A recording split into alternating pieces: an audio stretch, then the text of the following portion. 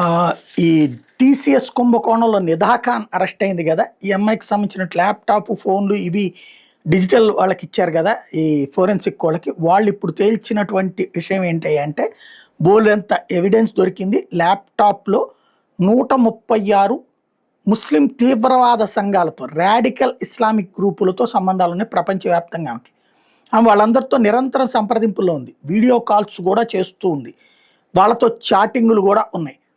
అదే సందర్భంలో Pakistan based organisations కనీసం 18 సంస్థలతో సంబంధాలతో ఉంది. వాళ్ళు ఎలా ట్రైన్ చేయాలో ట్రైనింగ్ ఇస్తున్నారు ఈ అమ్మాయికి. ఈ అమ్మాయికి సూచనలు ఇస్తున్నటువంటివి కూడా ఉన్నాయి. హిందువుల్ని మతం మార్చడం ఎట్లా, అట్లాగే ముస్లిం మతంలోకి ఎలా తీసుకురావాలి అన్నటువంటి అంశం. ఇప్పుడు Nasik police special investigation team SIT అధికారికంగా వెరిఫై చేసింది. ల్యాప్టాప్కి సంబంధించినటువంటి అంశం రాబోయేటటువంటి రోజుల్లో ఇందులో నెక్స్ట్ చర్యలు ఏముంటాయో చూడాలి.